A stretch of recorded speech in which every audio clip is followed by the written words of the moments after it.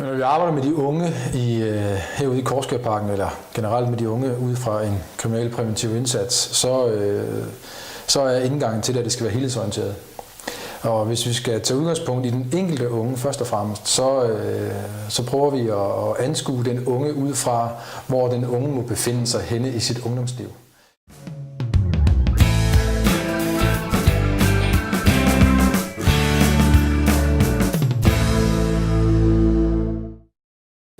Og så har vi behov for at arbejde med dem ud i nogle kontekster. Den ene kontekst, det kan eksempelvis være job og uddannelse.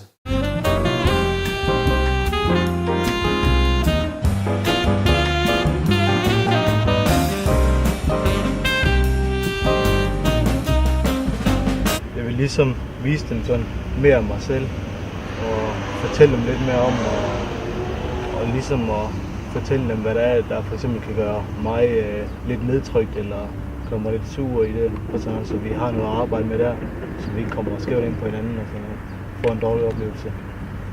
Jeg kunne lide sin kollega også jo, så er det jo det, der giver det hele ved det ved at stå op om morgenen.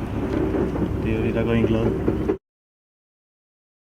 Vi er jo, vi regner jo ikke med, at der kan komme en lærling som allerførst, da vi ved jo godt, hvor han er og hvor han kommer fra, men han er som sagt ikke, han er lige så positiv som andre. Fritidsjob, lommepengeprojekter, træning til at komme ud i et fritidsjob. Vi arbejder med det i sådan en form, hvor at, man skal have udviklet nogle kompetencer. Flere af dem har måske ikke de kompetencer for at komme ud i et endeligt fritidsjob, så derfor så etablerer vi nogle forløb, hvor at man prøver sig selv af i en lidt mere tryg ramme.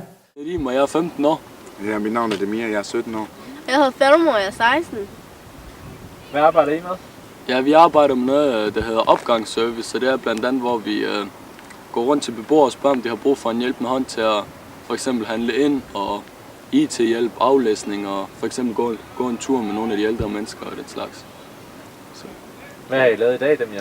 Vi har gået rundt til beboerne og spurgt, om det var noget, vi kunne hjælpe dem med.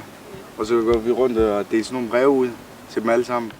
Altså, vi regner med at få nogle kunder, altså nogle faste kunder, som vi kan hjælpe med, og som vi kan lave sådan faste aftaler. Der er jo en primær målgruppe, der hedder 8-12 år.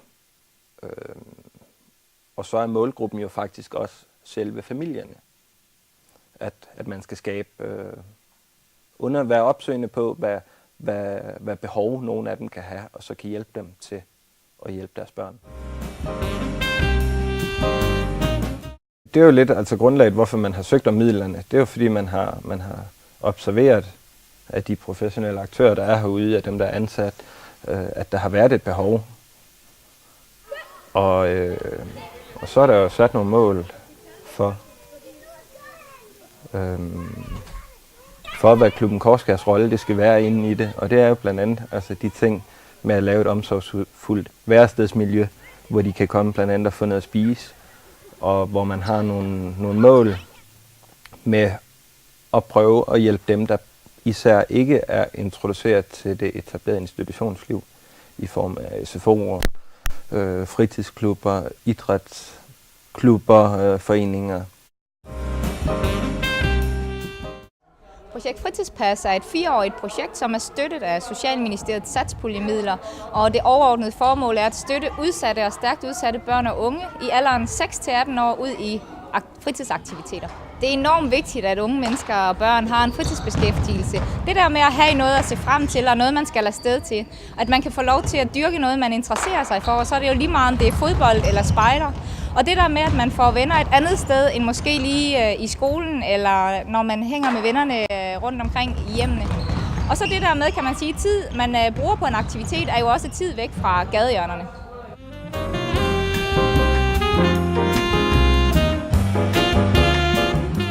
Først så var det en smule hårdt, fordi lige når jeg kom hjem, så skulle jeg direkte hen og følge den unge. Og jeg havde jo også nogle lektier for, siden fordi jeg går på gymnasiet. Så det var en smule hårdt, men så efter tiden, så synes jeg, at det var hyggeligt og sjovt, fordi vi fik bygget sådan et forhold. Ikke et søskende forhold, men sådan et godt forhold. Mm. Og så synes jeg, at det er dejligt og sjovt at være sammen med den unge. Jeg synes, det var sjovt, og jeg vil selvfølgelig, når hun nu er selvstændig og tager til taekwondo alene, så vil jeg, altså, hvis de nu tilbyder mig en anden unge, så vil jeg tage imod tilbuddet. I forhold til den boligsociale helhedsplan, så har vi også et fællessekretariat, som gør, at der er mulighed for, at vi kan bringe nogle ting og nogle problemstillinger, nogle udfordringer op i et fælles forum.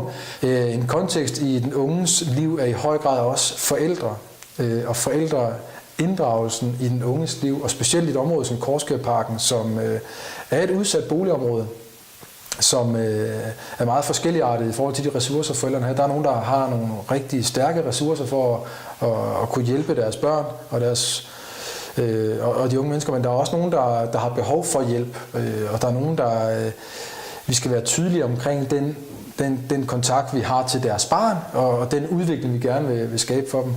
Og så handler det jo egentlig om at sige, at de kontekster, som den unge færdes i, dem skal vi have koblet til den unges udvikling.